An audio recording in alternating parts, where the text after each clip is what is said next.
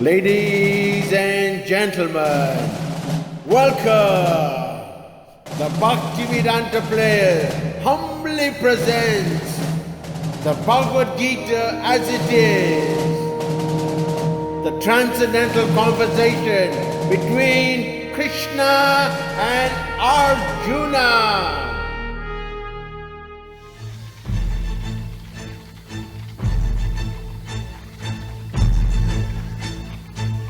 Behold, O son of Partha, there is Bhishma, your grandfather. Dronacharya, your guru. Salya, your uncle, and many other relatives and friends. They have all gathered here for this battle. My dear Lord Krishna, seeing my friends and relatives present in this fighting spirit, I feel the limbs of my body quivering and trembling. My bow Gandiva is slipping from my hand. I foresee only evil. O Keshava, what good will come from killing my own kinsman? You will win a kingdom, Arjuna. But I don't want a kingdom, having killed my relatives for it. Krishna, how can you ask me to fight with Bhishma and Drona, who are worthy of my worship? If they are so worthy of worship, how is it they are going to attack you? Their hearts are overtaken by greed, but we know better. Why should we act like them? It is your duty to act as a Kshatriya, to fight when challenged. If you win, you will get a kingdom, and if you lose, you will go to heaven. However, if you leave the battlefield, then the great generals will consider that you are a coward. What could be more painful for you? Therefore, fight for the sake of fighting, without considering victory or defeat, happiness or loss. In so doing, you will not incur sin. First you've said that I'll enjoy the kingdom if I win, or I'll enjoy heaven if I lose, but now you're telling me not to consider enjoyment? I'm confused. Then you should approach a guru. No one can help me but you, Krishna. But I am your friend, not your guru. Then I'll become your disciple. I shall surrender unto you. Oh Govinda, I cannot fight. I understand your reluctance to fight, Arjuna. But while speaking learned words, you are lamenting for that which is not worthy of grief. The wise do not lament like this. Never was there a time when I did not exist. Nor you, nor all these kings, nor shall we ever cease to be. Arjuna, try to understand that the soul is indestructible. You can't kill the soul, only the material body. For the soul, there is never birth, nor death. He is unborn, eternal, undying. Knowing this, you should not grieve for the body. But I do not wish to be the cause of their deaths. Whether you fight or not, they must change their bodies. Now listen to this higher instruction which comes through the knowledge of yoga, whereby one can work without attachment to results. When you act by such knowledge, you can free yourself from all karmic reactions. There is no loss on this higher path, and even a little advancement here can save you. You should do your duty, but you are not entitled to the fruit of your actions. O Dhananjaya, rid yourself of all fruitive activities by devotional service to the Supreme. When you are fixed in this higher realization, then you will have attained divine consciousness. One who can withdraw his senses from the sense objects and who fixes his mind on me is said to be of steady intelligence. That is the way of godly life. Being so situated, even at the hour of death, one can enter the kingdom of God. But Krishna, why should I engage in this ghastly warfare which seems like nothing more than fruitive work? You will not achieve freedom from reaction merely by abstaining from all work, Arjuna. Nor by renunciation alone can one obtain perfection. Because men are forced to act helplessly by the modes of material nature. But he who engages his senses in active devotion is superior. But a living entity becomes bound by activities. Why then are you asking me to do this work? Work which is offered to the Supreme Lord Vishnu causes no bondage. So work without personal desire, Arjuna. But what if a person cannot do that? He should offer the results of his work as a sacrifice to God. Then his desire will be satisfied. There is no work prescribed for me, yet I am engaged in prescribed duties. If I didn't perform my duties, everyone would follow my example. But you are the Supreme Lord, and your opinion is given in the scriptures. People know that they will go to hell if they do not follow. So why do they not follow Krishna? What impels one to act sinfully? It is lust, Arjuna, which is born of passion and is later transformed into wrath. It is the all-devouring sinful enemy of this world. Therefore, O son of Bharat, curb this lust by regulating the senses. Arjuna, this knowledge I'm giving you now, I previously instructed to the sun god Vivishwan, and he instructed it to Manu. And Manu, in turn, passed it down through the chain of disciplic succession. But now it is broken and lost. I am therefore speaking it to you, since you are my devotee and my friend. How am I to understand that you imparted this knowledge to the sun god? He is senior by birth to you. Arjuna, many births both you and I have lived.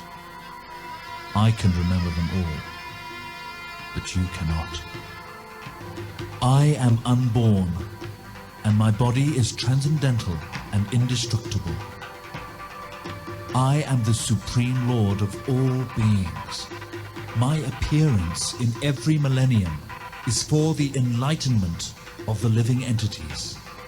I descend whenever and wherever there is a decline in religious practice, to deliver the pious and annihilate the miscreants, and to re-establish the principles of religion.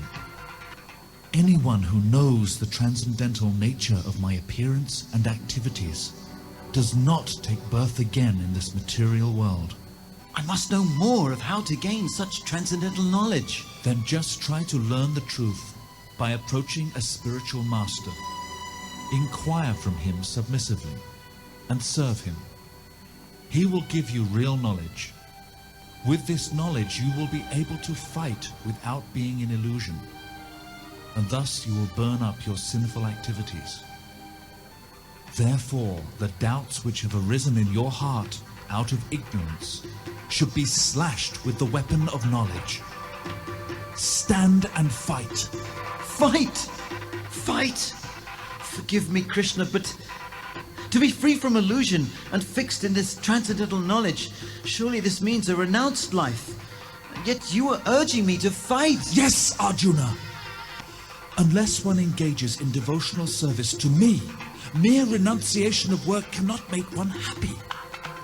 Though working, such a person is never entangled.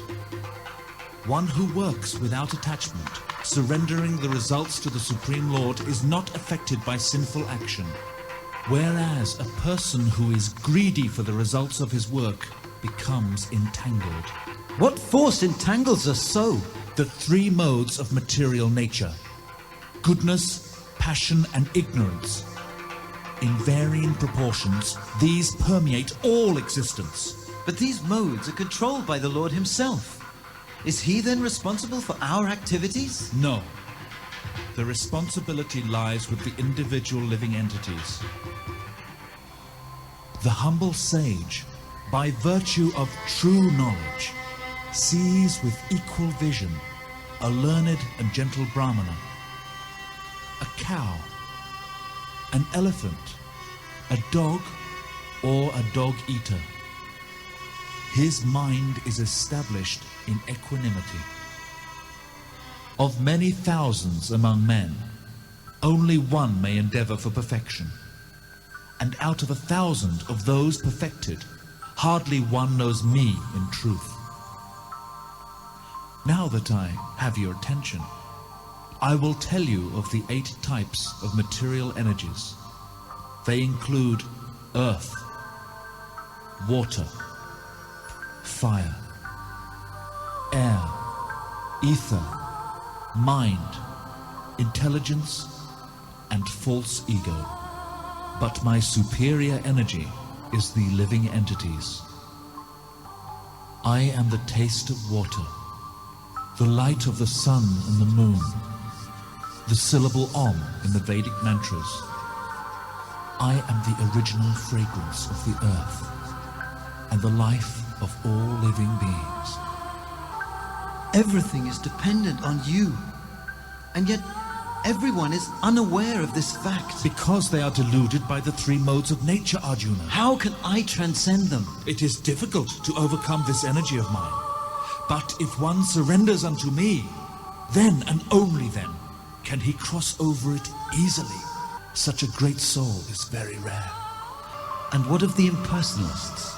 Unintelligent men who do not know me perfectly think that I, the Supreme Personality of Godhead, am merely a manifestation of a higher impersonal energy which has somehow assumed this temporary form. Due to their small knowledge, they do not know my real nature, which is eternal, full of knowledge and full of bliss. I am never manifest to the foolish and unintelligent. For them, I am hidden by my own potency, and therefore they do not know that I am unborn and infallible. O Arjuna, I know everything that has happened in the past, all that is happening in the present, and all things that are yet to come. I also know all living entities, but me, no one knows. This knowledge is the king of all knowledge. It is the topmost secret because bhakti is secret. It is everlasting and it is joyfully performed. Behold my mystic opulence. Many do not understand you. Some even despise you. Such fools deride me because they do not know my transcendental nature. For these fools who possess atheistic views, their hopes for liberation or success are all defeated. They develop an evil, lusty, and violent nature. Fortunate are those who are able to worship you. In all kinds of worship, it is I who am the sacrifice.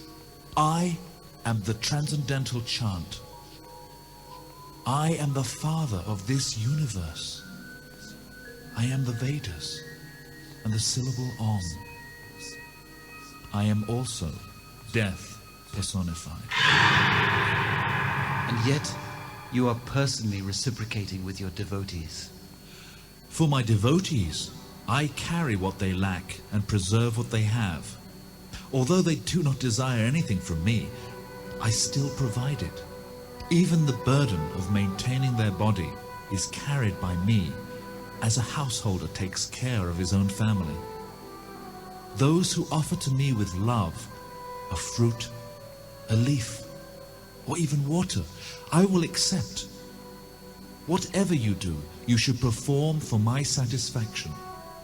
In this way, Arjuna, you will be freed from material bondage. I am equal to everyone, but those who worship me are indeed my true friends. Listen, and I will explain my wonderful opulences for your benefit. Neither the demigods nor the sages know my origin, because I am the source of all the sages and demigods. Know that I am the source of all spiritual and material worlds. Everything comes from me. The wise who know this engage in my service with all their heart. Their thoughts dwell in me, and they derive great pleasure conversing about me. They meditate on me and cannot live without me, as fish cannot live without water. Their minds become eager to hear my names and pastimes. This is their food. They lovingly speak with each other about my devotional service and loudly chant my names in kirtan. They enjoy this just as a young man enjoys the beauty of a young girl. To such persons who are constantly devoted to serving me with love, I give the understanding by which they can come to me. Dwelling in their hearts, I destroy with the shining lamp of knowledge the darkness born of ignorance. Oh Krishna, you are the supreme personality of Godhead, the absolute truth, the origin of all. You are the original and unborn person. All the great sages like Narada, Devala, Asita, and Vyas confirm this. I totally accept you as the God of gods, the Lord of this universe. Please, tell me in detail of your divine opulences. I am the Supersoul, O Arjuna, seated in the hearts of all living entities. I am the beginning, the middle and the end of all beings.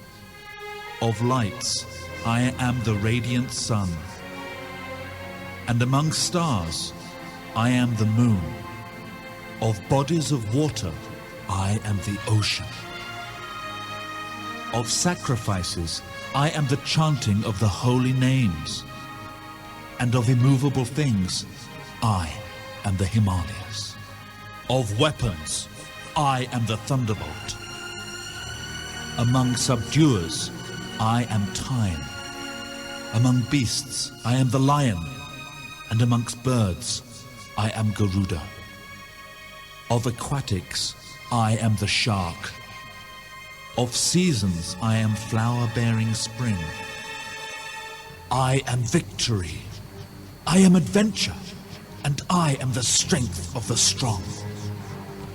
Whatever is possessed of extraordinary power, Arjuna, it comes from but a mere spark of my splendor. O Arjuna, witness my opulences. See hundreds and thousands of multicolored forms. See the Adityas, Rudras, Vasus, and all other demigods. Whatever you wish to see, behold at once in this universal body of mine. You cannot see it with your present eyes, Arjuna. Therefore, I will bestow upon you suitable eyes. Behold my mystic powers.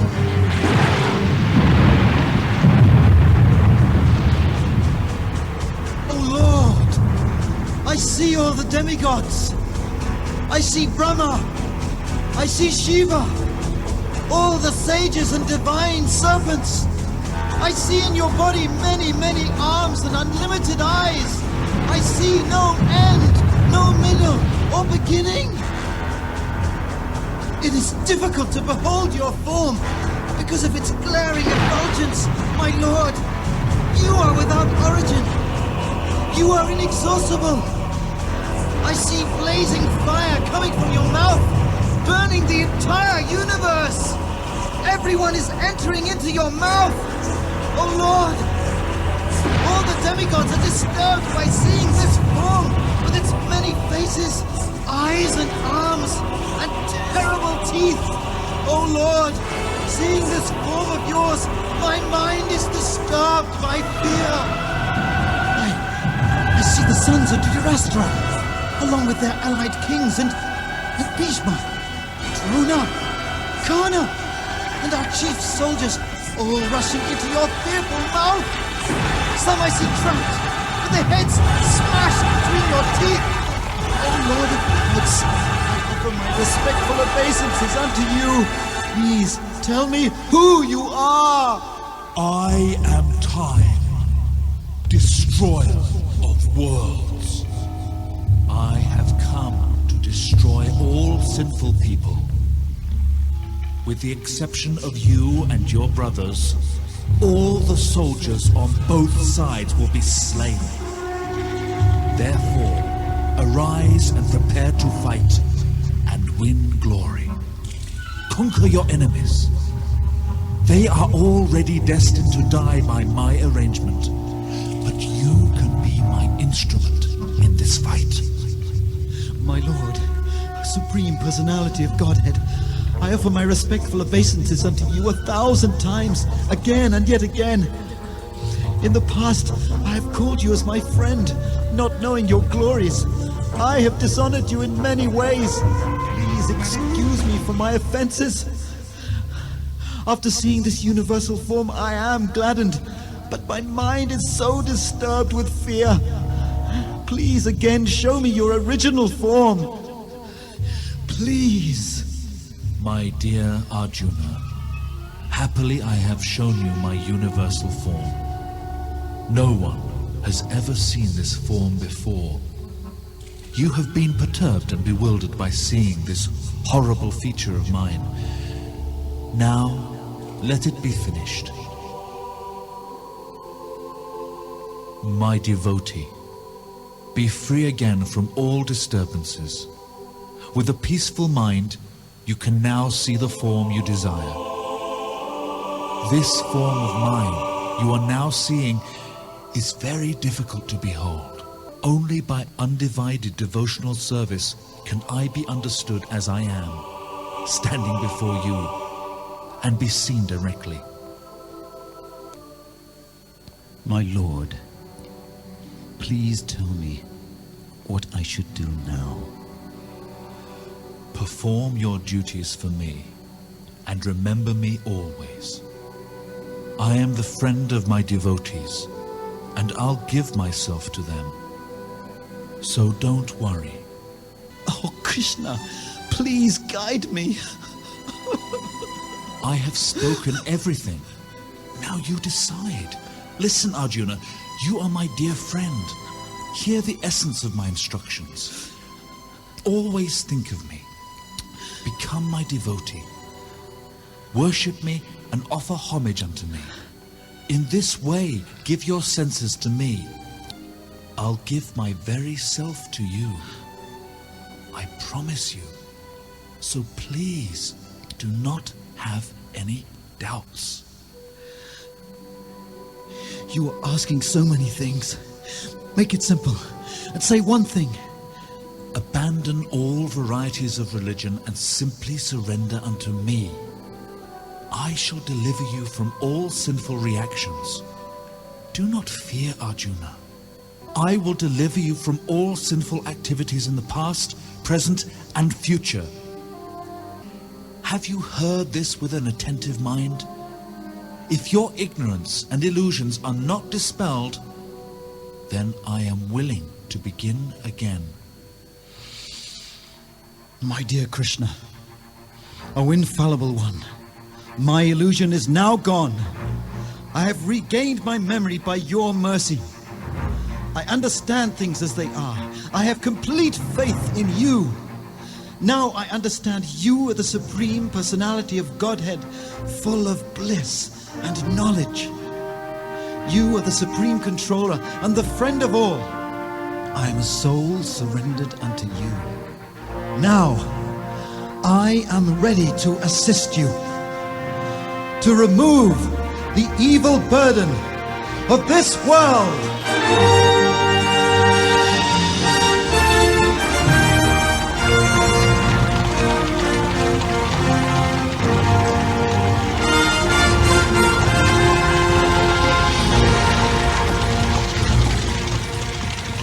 Wherever there is Krishna, the supreme mystic, and Arjuna, the mighty archer, there will also certainly be power, opulence, morality, and victory.